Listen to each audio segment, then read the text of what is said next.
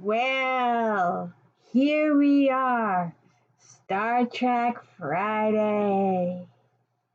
And, and hold the applause, we have made it to season 5. Here we are, season 5, disc 1, episode 201, Redemption Part 2.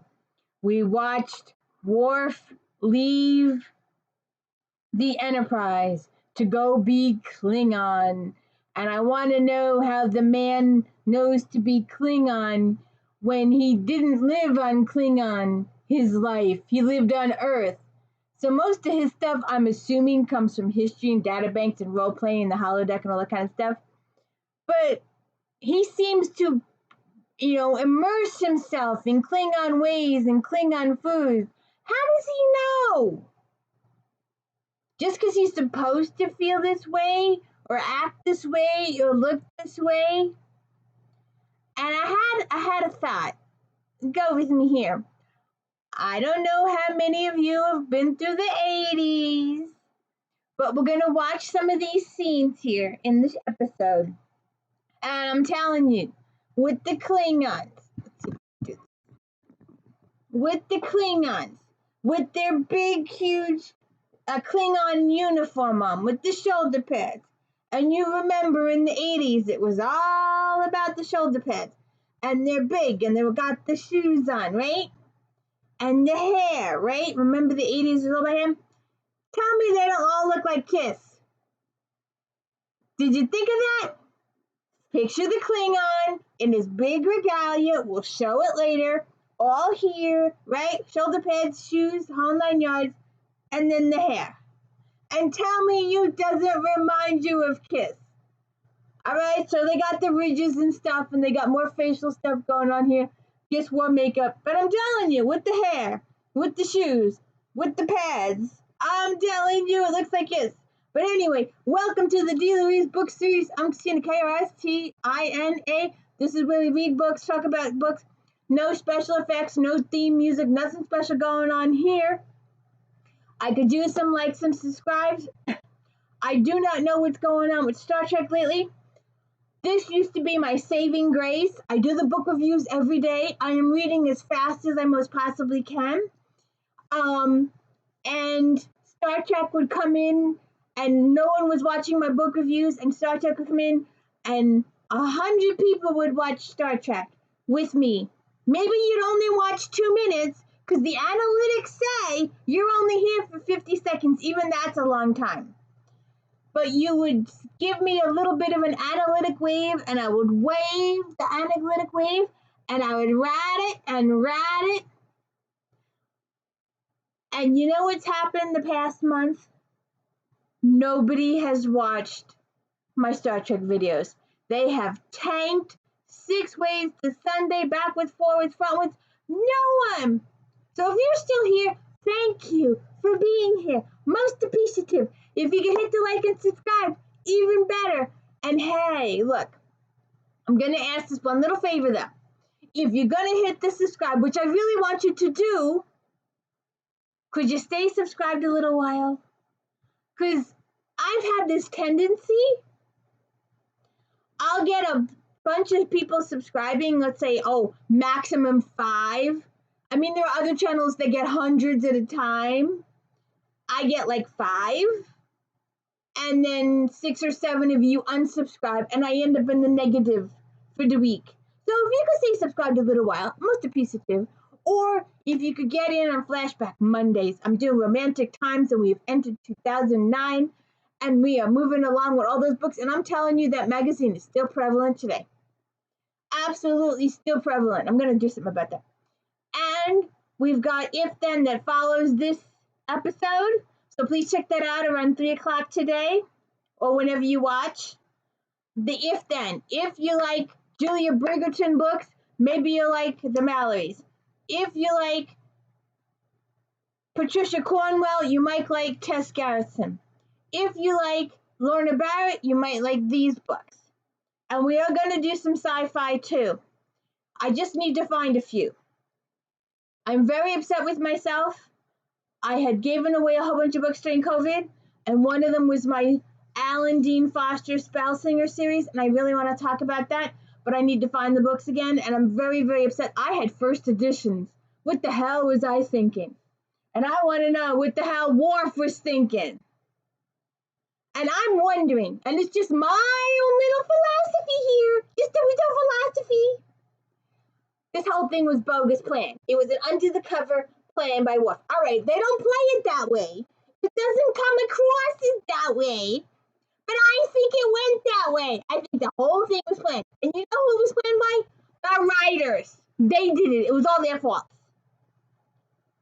And you know Worf was coming back. You know he was coming back.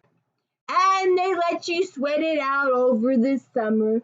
And you had to wait till September. Nowadays, hell, who knows when the hell next season's gonna be? Now the seasons have gotten shorter and shorter and shorter and shorter and shorter. It's ridiculous. But I could use me some new Voyager. Tell Captain Janeway to get on it. And don't tell me about that cartoon stuff. I don't want that cartoon stuff. I want it real people's. And I want Stargate Atlantis. And I want Stargate SG-1. But it's never going to happen. I'm almost positive. There's a channel out there. And he's begging and praying and pleading and hoping and fingers crossed. And I've got begging and pleading, got my fingers crossed too. But anyways, are we enjoying Big Brother? Woohoo! I should get out my husband in a little piece of scrap metal made me a power veto. We should talk about, but that's a different so anyways, here we are. Season 5, Disc 1. Star Trek Next Generation. We've got Redemption Part 2 this week. Darmok next week. Ensign Ro, our Bajoran lady, comes and joins the cast. And Silicone Avatar. Are we ready for some Star Trek? Redemption Part 2. They do a little summary situation. Last time on Star Trek. Oh, there she goes. She's always going off. You have to check out my New Year's video for her identity. But anyway, they do that last time, and I don't know if I should do this or not. But last time on Star Trek, they show Garwin. We need to move quickly if we will be too successful.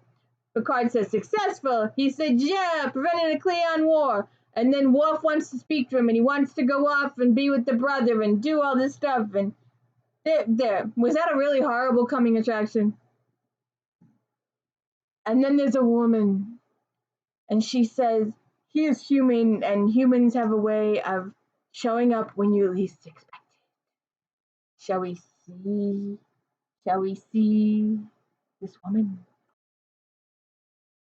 So, Worf has resigned from Starfleet, and Gowron asked for support, but Picard said because it's a civil war, and he said principles. And I'm like, you're supposed to say prime directive. Where have you been? It's prime directive. Doesn't allow us to interfere with internal civil wars. He keeps saying principles. You're supposed to be saying prime directive. And then out of the shadows emerges this woman that we've known about for months now, or weeks.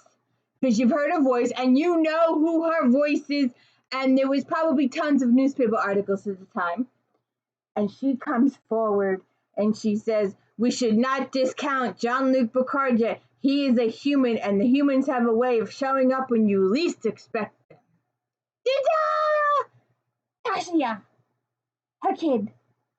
And remember that episode where we had the going back in time ship? And Tasha fell in love with this guy. She deserved it. She didn't want to die needlessly the way she died needlessly the first time, which was an absolute horrible way for the writers to write her out of it. But there seems to be an internal conflict going on there. So they make her come back and they give her a reason to die, stand heroically and they fight because they prevent this war thingy. They came to the help of the thingy, and you'll have to go back and watch that video and give you all the background information on it. But she went back to be a hero, and she obviously lived, and her kid betrayed her. Her kid betrayed her. She's evil. She's massively evil. She was going to protect her kid and go back to Starfleet, but no, her kid betrayed her. What a rotten kid. So she died because her kid wanted her to die. She wanted her mother to die because she felt her mother wasn't honoring the Romulan ways of life. Is that a horrible kid or what? You know, you're entitled to your own thoughts. You're entitled to your own religion.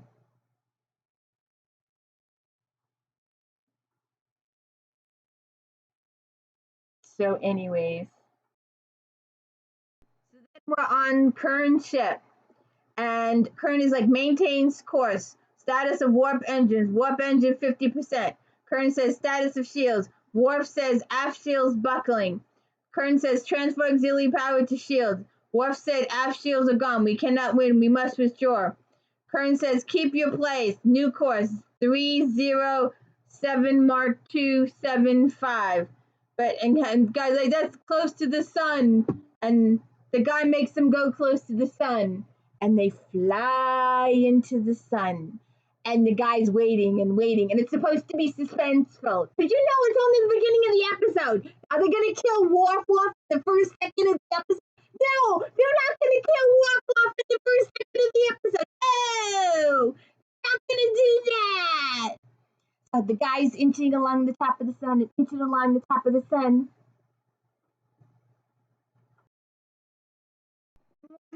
Oh, don't do this. Don't kill me in the first seconds of the episode. Don't kill me. I just had to throw that in. Okay. So do you ever watch? You always see these videos and they hook you, whether they're on TikTok or Facebook or YouTube or whatever. And there's always this little caption at the bottom. Wait for it. Wait for it. Wait for it. It's coming. So this whole time I'm seeing this scene, I'm sitting there going, and they're all focusing and they're all stressing and the tension is building and the suspense is building. I'm sitting there, I could hear the little voice in the background going, you could see the imaginary print going here. Wait for it, it's coming. You gotta wait for it, it's coming. You gotta wait. Don't move, don't pick your fingers on the screen. It's coming. So he's sliding closer and closer and closer and closer and closer to the sun.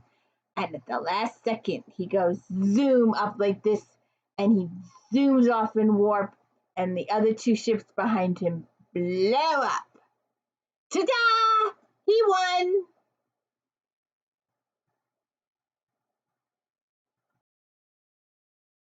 So then we're back with the Enterprise, and there's a voice overview. Captain's log, stardate 45020.4. Could someone tell me what that is, what year that is? We have arrived at Starfleet Base 234, where I have taken the opportunity to make a proposal to Fleet Admiral Shanti.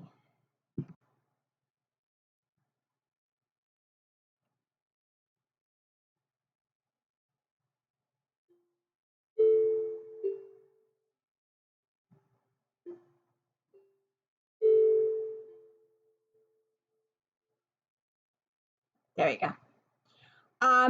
Picard, there have been 3 major engagements in the last 2 weeks, all of them won by ships loyal to the Duras family. Shanti says,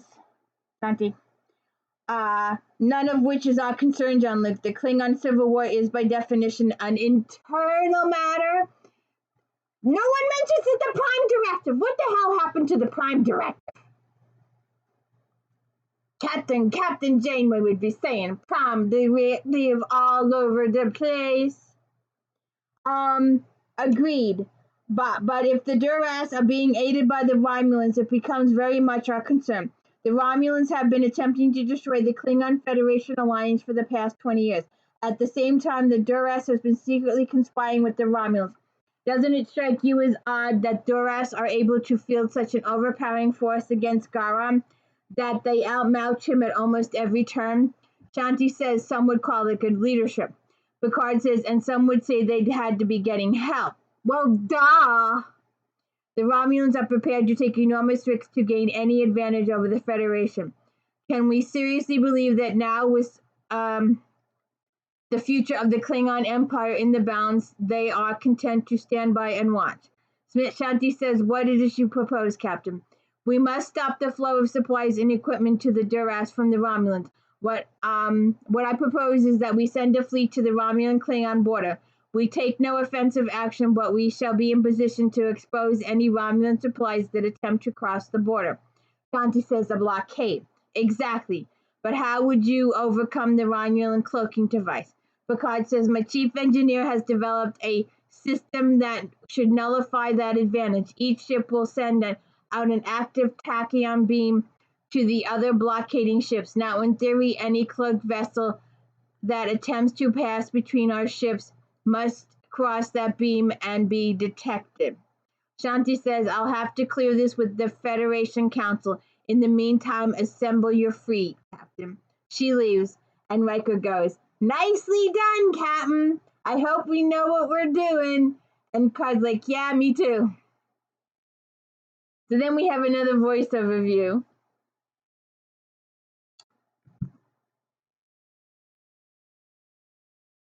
Okay. Then we have a voice overview. Captain's log stardate 45021.3. Convincing Starfleet Command to establish a blockade was relatively painless. Implementing that plan is proving more troublesome.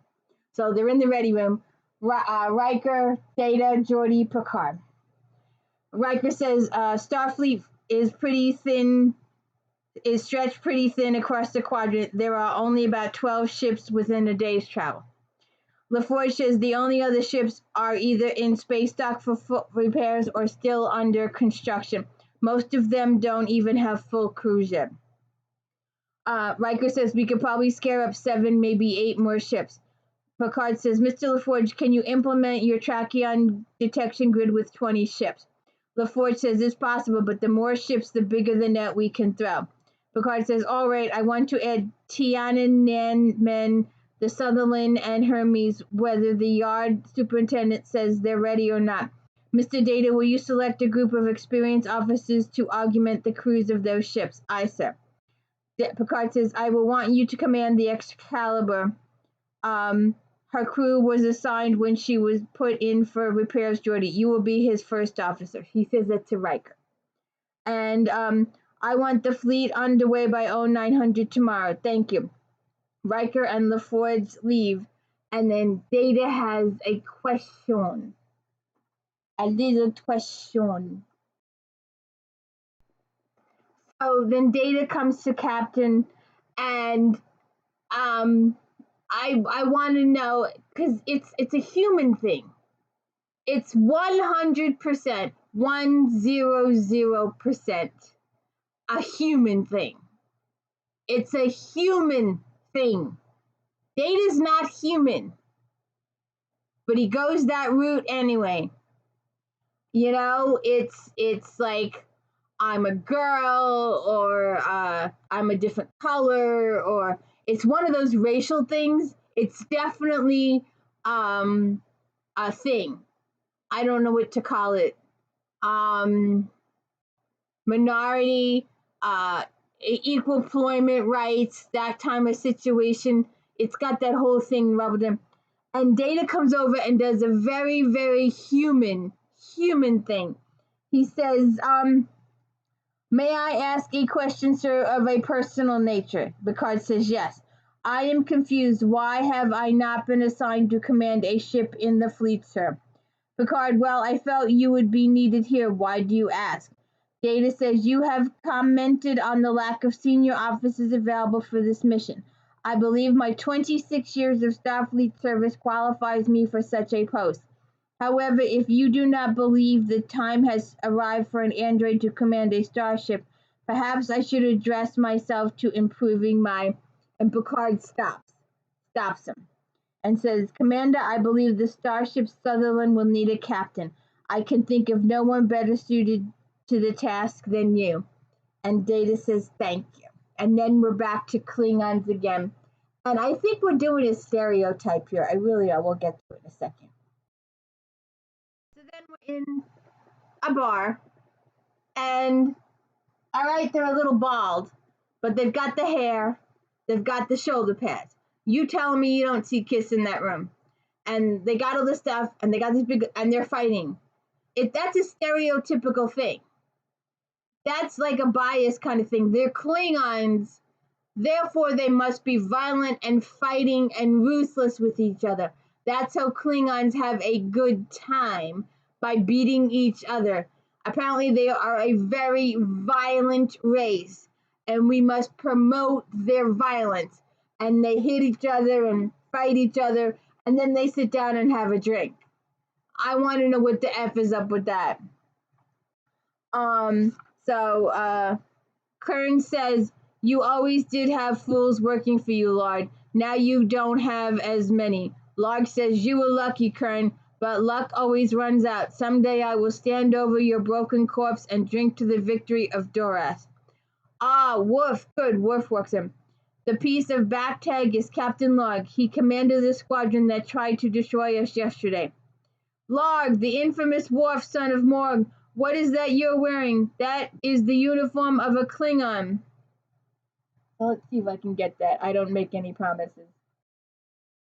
Alright, there he is. There's all the hair. There's the shoulder pads. There's Worf. And I wanted to ask you, so Klingons like smoky bars? I don't see any cigarettes here, but it's got that smoky, hazy thing going to it. You know, don't you hate it? I guess they're trying to establish atmosphere, and it just doesn't work for me. I want to be able to see the characters. If a character is having a dramatic moment, they need to be seen. You need to see them with the acting and the facial expressions, not hide them in the dark. So Worf comes in. You drink with the enemies?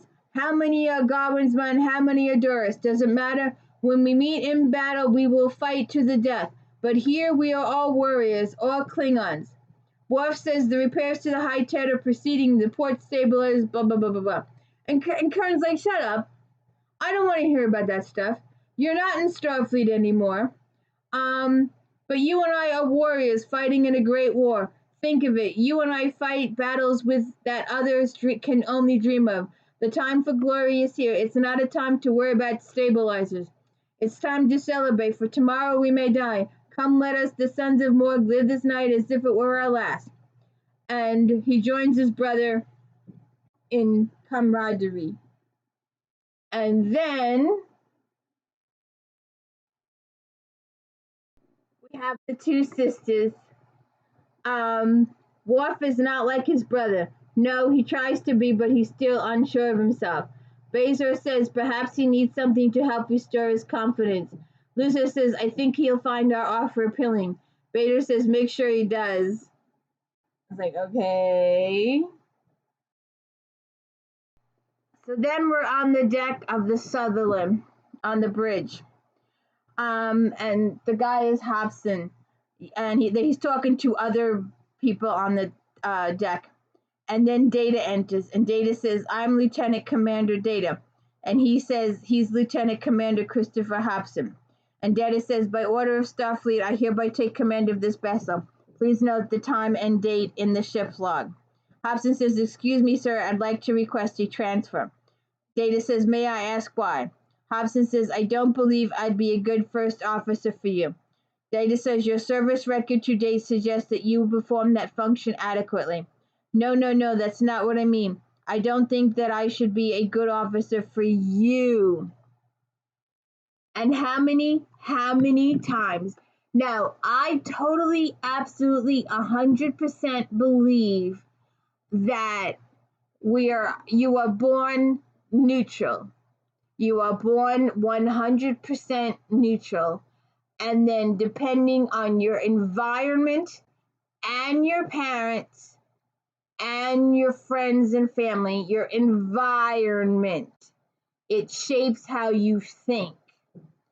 And he is biased.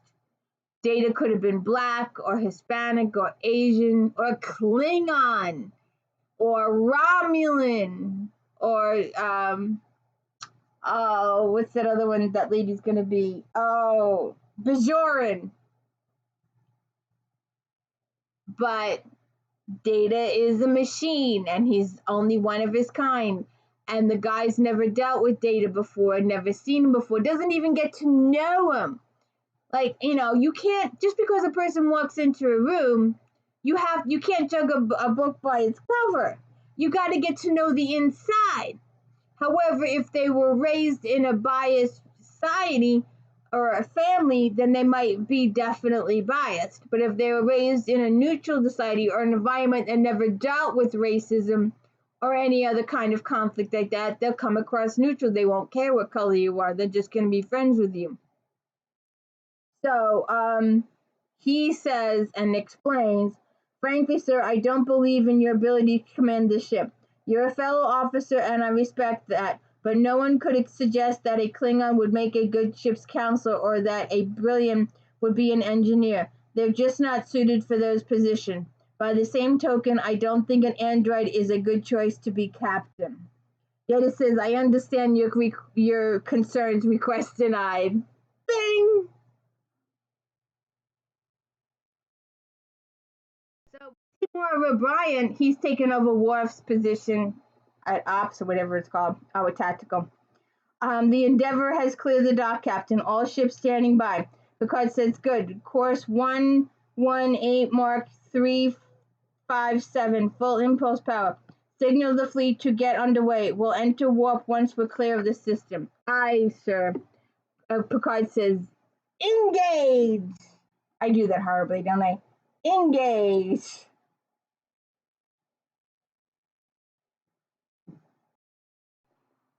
So then we're back at Duras's house, and Tash is there. And Beta says, the Romulan convoy is late. We need those supplies. Sailor says, Gowan has suffered another loss in the Memphis system.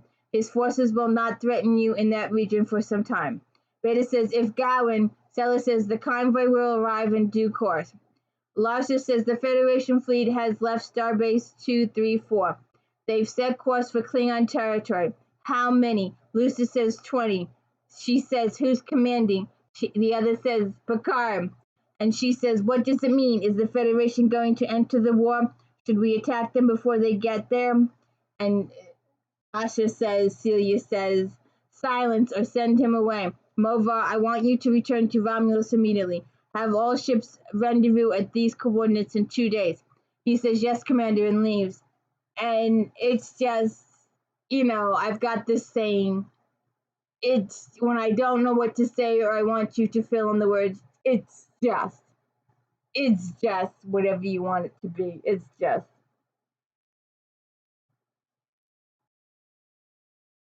So I want to know if they're all smoking something. Or is it just the atmosphere on Klingon that we got to have all these purple and pink or gray atmosphere with the fog? Is it foggy on Klingon? Can they not stand the air? Do a lot of them smoke? We haven't seen anybody smoking, but it's so foggy in here you can barely see people. So I don't know what's going on there. So Kern says our forces in the Memphis sector are now in full retreat. They will need to regroup near Beta Lanka. Gowan says we destroyed their supply bases in that sector 3 weeks ago. How can they continue to fight? Kern says they must be getting help somewhere. Kern says maybe they have better leaders. I say you failed as our leader, Gowan. And he draws his dagger. And Worf is like, there's no time for this. We must make plans for those forces reach Batalanka. How can we oppose Duras when we continue to fight among them ourselves? Kern says Gowan must answer a challenge to his authority. Worf says, stop it. Do we fall upon ourselves like a pack of Ferengis? The enemy is Duras. We are at war. And it's just. Right,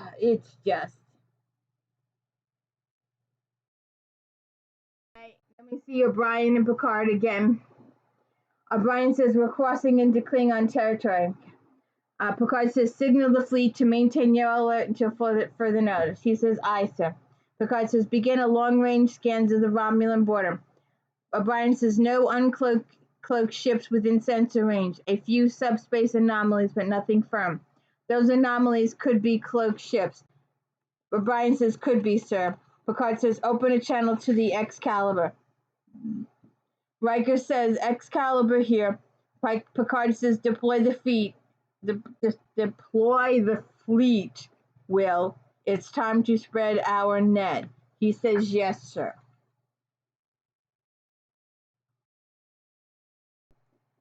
Then we are back on the Sutherland.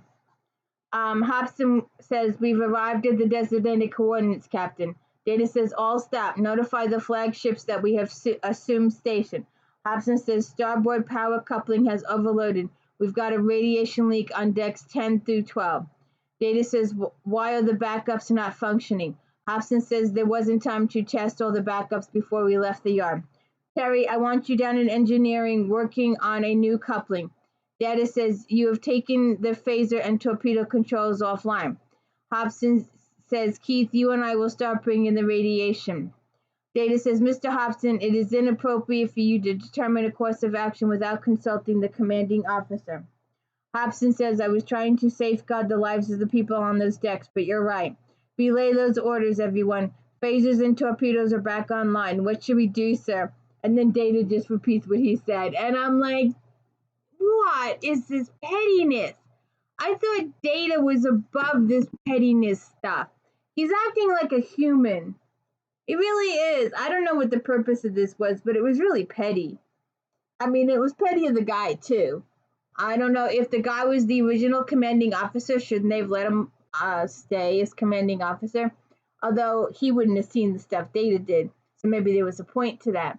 But I bet he's got this feeling. I mean, he's also got the I don't want to work for an android feeling. But he's also got this I've been passed over for a promotion feeling. And we all been there. We know how hurt those feelings are. So he might be dealing with some of those too, because that's a horrible position to be in too. And Picard is talking to Riker and Mr. LaForge. How long do you think it will take the Romulans to detect the tachyon field once it's activated? LaForge says, not long. Romulan sensors are as good as ours. Very well. Energize the network. And they activate the network. Back with the Romulans. There's an increase in tachyon emissions from the Federation fleet.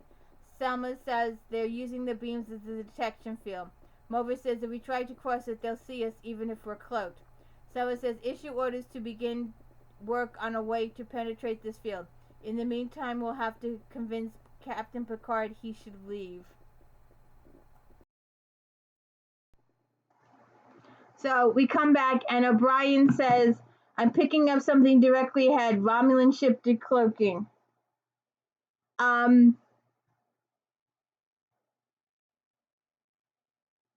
Shall I raise shields? Picard says, not yet. O'Brien says, they're hailing us, sir. Picard says, on screen.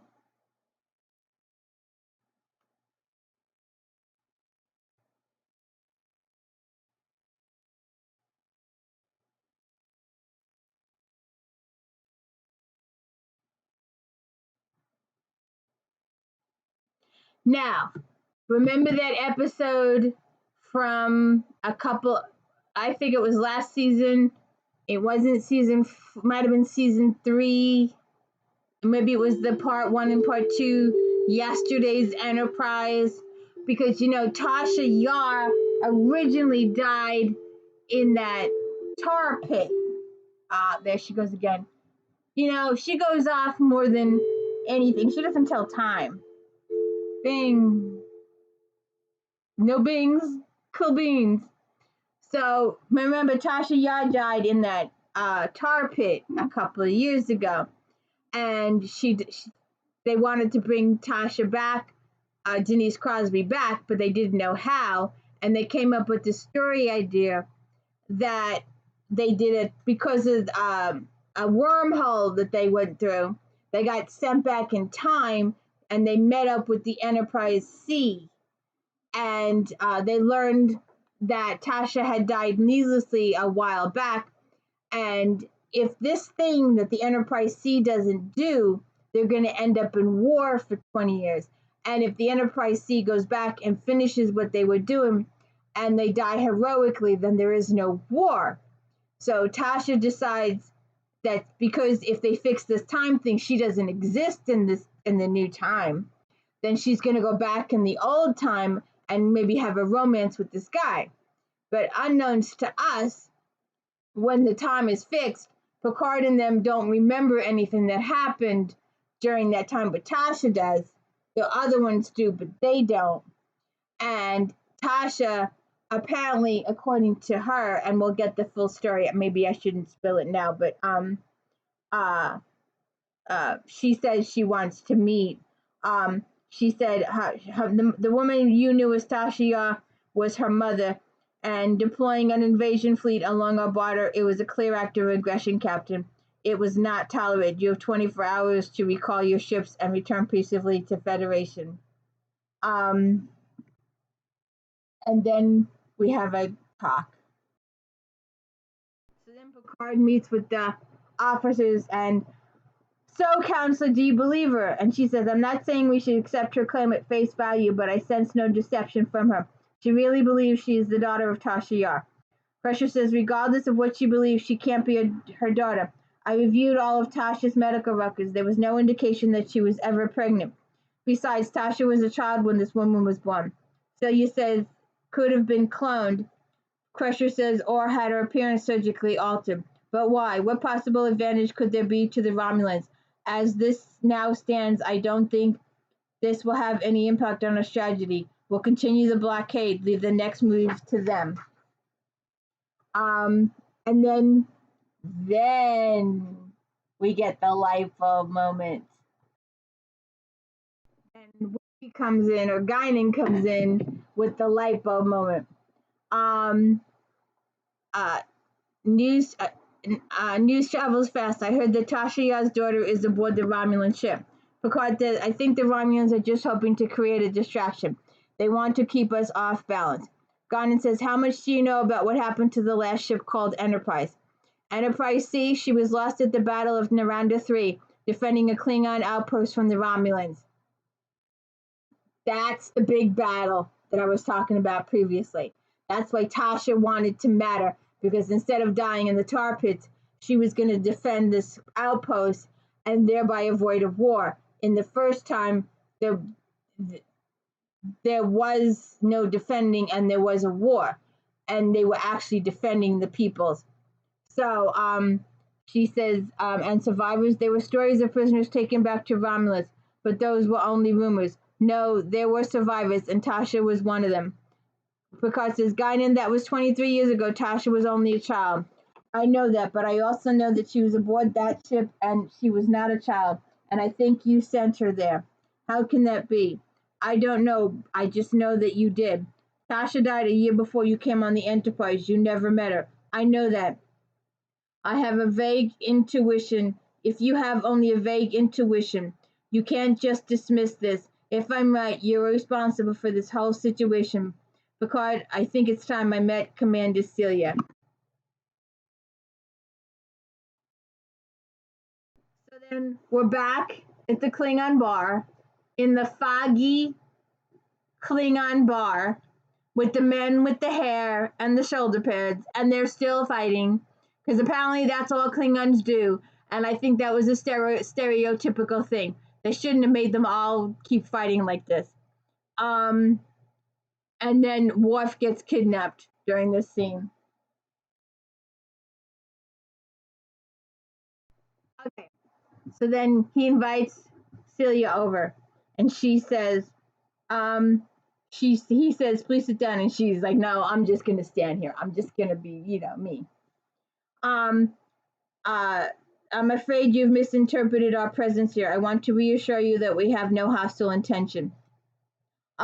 Then I can tell my superiors that a fleet of 23 Federation starships is on our border for what? Humanitarian reasons? It is our intent to prevent any external power from interfering in Klingon affairs. Nor do we have any plan to do so, but Captain, if for any reason we choose to enter Klingon territory, how would you stop us? With our cloaking devices, we can slip by you at will. Then why don't you just take your ships across? Celia says, you sound eager for us to try. Perhaps you've discovered a method in detecting our ships. However, I don't think you asked me here to discuss military situation. All right, why did I invite you here? You want the answer to the only question on your mind. How could Tasha Yar be my mother? Picard, it's been suggested that she was aboard the Enterprise C when it was destroyed 24 years ago, that she was one of the survivors, and that obviously you are a product of a union between her and a Romulan. But you know that's impossible. She would have been a child when that battle occurred. And yet you claim that's possible, that you're the daughter of Tasha Yar. Celia says yes. She was on that ship 24 years ago. She was sent there by you from the future. She was among those who survived. They were all to have been executed after the interrogation. But a Romulan general saw her and became enamored with her. So a deal was struck. Their lives would be spared if she became his consort. I was born a year later. I want to meet your mother. Can you arrange that? Celia says one night when I was 4 years old, she came to me, bundled me up, and told me to stay quiet as we left the compound. I realized she was taking me away. She was taking me away from my home, my father, so I cried out. My father offered her life. He gave her a home, gave her a child, and how did she repay him? By betrayal. And they killed her. She had her mother killed because she was brainwashed by the society she was living in. Her mother died. She's 100% responsible for the death of her mother, and she doesn't care. She does not care. Her mother betrayed her father, and her mother deserved to die for that betrayal because that's the environment in which she was raised in. What can you say to that? And they kind of sort of ended. Everything in me that was human died the day with my mother. All that's left is Romulan. Never doubt that. Doubts, I'm full of them, but nothing in my experience can persuade me that what you have told me is true. And I do know one thing: it will not affect my judgment at our next encounter. Still, you have 14 hours, Captain. I suggest you use them wisely. I mean, Guinan came in and told him the same story. I don't know why he doesn't believe it, or why doesn't he tell her. But I do know, I'm pretty sure we see her again. I'm pretty sure. You know, they could test your DNA. I'm pretty sure they have Tasha's stuff on file. That was just a thought. So the sisters have captured Worf, and apparently they're trying to seduce him with Klingon female stuff, biting and nipping and all that kind of violent stuff, because Klingons like violence. Again, stereotypical. So they have a conversation with him, and it goes 6 ways to Sunday. Uh, is something wrong? And he welcomed Worf, son of Morg, and Worf's like, what do you want? And they said the same as you, personal honor, glory for the Empire. Worf said, your family has never valued honor. You only knew our brother. We are not like him, blah, blah, blah. They make passes of them. They get a little violent, and then the cavalry arrives. So let's just be done with this now. And we get a voice overview of the captain. He's ordered. Wait a second.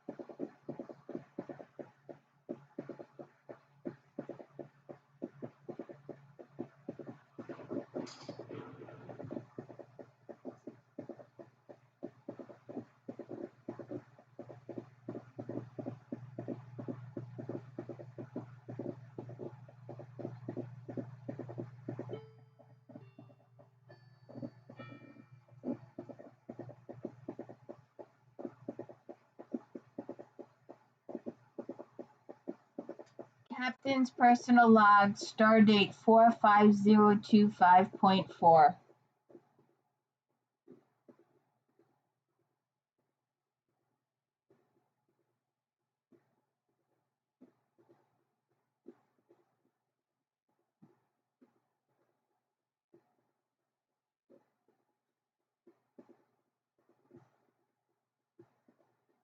It is with a profound sense of relief.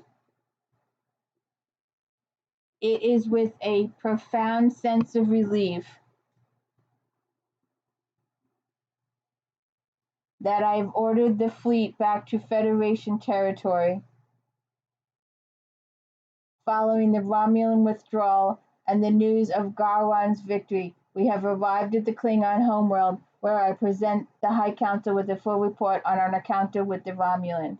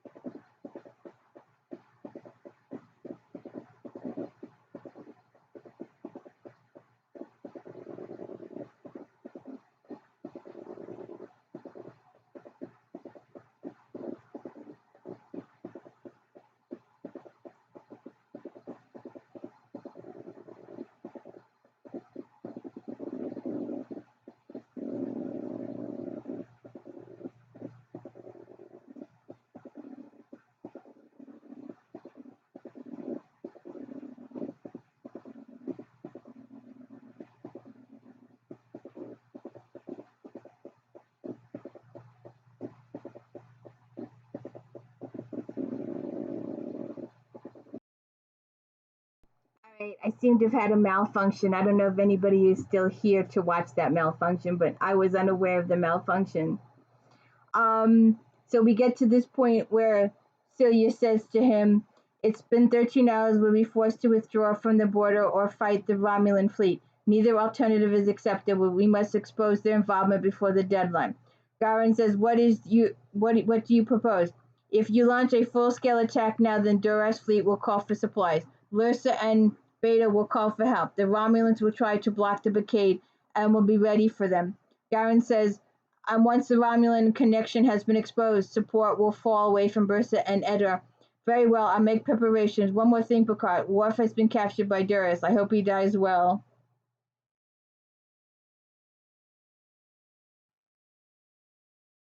So then Picard is talking to Riker. "When Gowron begins his attack, then we'll make our move. Excalibur will fall back with engine problems.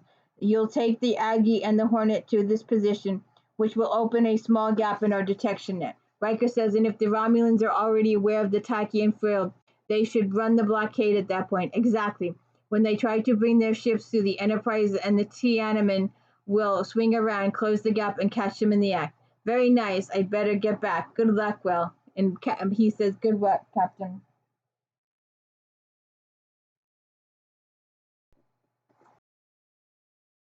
Again, I don't know if I screwed up or not, and I'm not going to repeat this whole scene again. I'm embarrassed that I missed the scene, but they're discussing the fact that they've detected the tachyon pulse, and she suspects that Picard is setting up a trap. and I read this whole thing, and now I think I didn't read it, and I'm sorry. Sorry. Picard and O'Brien says the detection net is picking up activity from the Romulans, 15 cloaked ships spreading out along the border, and Picard says signal the fleet. And then Romulan says fire the beam at the Sutherland, and they fire, and O'Brien says there's a disruption in the tachyon detectors that localized to the segment of the net. Picard said open a channel to the Sutherland. Data here, sir. Picard says we're reading a disruption of the tachyon net in your area. Yes, sir. The Romulans have released a high-energy burst. The net is no longer effective in a radius of 10 million kilometers around the Sutherland. That's where they're going through. Send a signal to the fleet. All ships fall back and rendezvous at Gamma Erdem. We'll reestablish the net there. O'Brien says, aye, sir. And then on the Sutherland Bridge, all Federation ships proceed at maximum warp to Gamma Erdem. Data acknowledge the signal and lay the course and engage at warp 9.3. Greg says, aye, sir. Data says, going to the science station, and does a long-range sensor scan. In disrupting the detection, the Romulans have caused a residual tachyon signature form around their own ships, but we have no way of detecting it. Data says, all stop. Craig says, all right. And he stops, and Hobson gives him 6 ways to Sunday about it, and gets all up in his face about it, and is like, they're hailing us, and he wants them to fire the torpedoes, and Hobson is giving him issues with it. He said he goes, I'm aware of the difficulties. Bring the phasers back online. That will flood 3 decks with radiation. Then we will initiate radiation protocol when necessary, Data says. Hobson says, you don't give a damn about the people whose lives you're throwing away. We're not just machines. Mr. Hobson, carry out my orders. I will relieve you of duty. So he does it. And then O'Brien says to the captain, the Sutherland isn't heading for the rendezvous point. She's come to a full stop. Picard says, open a channel.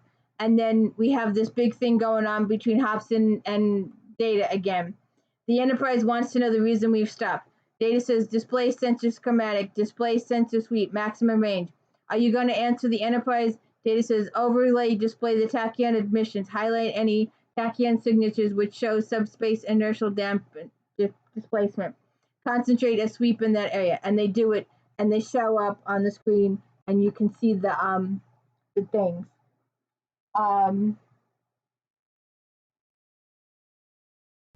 And then he does all this stuff, and the 4 ships appear, and they fire, and the ships are illuminated. And then the Romulans say, they've discovered us. Sidious says, reverse course, order the fleet back to Romulan territory. Commander, the Duras convoy need the supplies. Without it, they cannot win. We've been exposed. It's over. What should we tell Ursa and Beta? Tell them they're on their own. Hobson says they're changing course, heading back to Romulan space. Data make a full report to the flagship. Take the main phasers offline and begin radiation cleanup on the affected desk. And he's like, yes, sir. So they leave.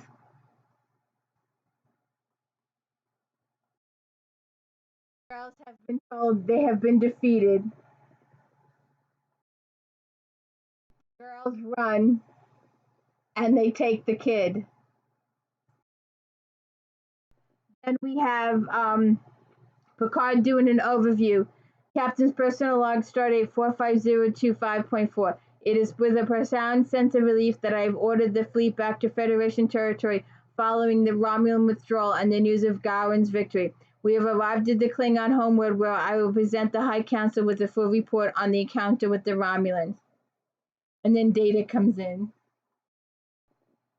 And he says, Captain, I wish to submit myself for disciplinary action. I have disobeyed a direct order from a superior officer. Although the result of my actions prove positive, the ends cannot justify the means. No, they can't. However, they claim I was only following orders has been used to justify too many tragedies in our history. Starfleet doesn't want officers who will blindly follow orders without analyzing the situation. Your actions were appropriate for the circumstances, and I have noted that in your record. Data turns to leave, and Picard turns around and says to Mr. Data, nicely done. nicely done. And I have a friend, it just occurred to me right this second, that that's when she says if you've done something nice or you have a nice decoration or anything is nice about your house or by your clothing, she says nicely done.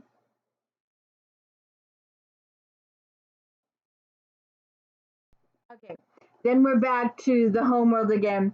And Gowan, the council appreciates your report, Captain. The information on the Romulan supply ships will be very useful. Before you leave, there is one matter to attend to.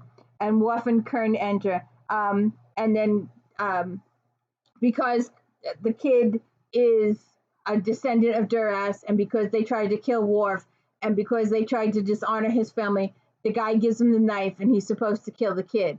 And Worf at the end decides he can't kill the kid, and then Worf turns to the Picard, and he goes, "No, you gave me his life, and I have spared it." Because when he wasn't going to do it, the other guy said to do it, and he goes, "No, no, no, don't do it. I'm sparing his life. You gave it to me. I'm going to spare it." And then Worf turns to Picard and says, "Permission to return to duty, sir." And Picard says, "Granted." So that's the end of my episode. I hope all my stuff came across because I'm pretty sure I muffed up a few times. Um, so that's the part finish of Redemption. Where to go? And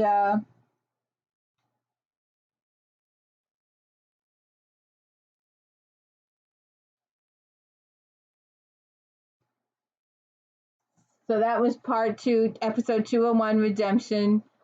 Darmok is next week, Ensign the week after, Silicone Avatar the week after that. So please stay tuned. Don't forget Flashback Mondays, and don't forget later this afternoon, If Then. If you like this author, maybe you like that author. So please hit the like and subscribe and let me know I'm doing a good job. Thank you.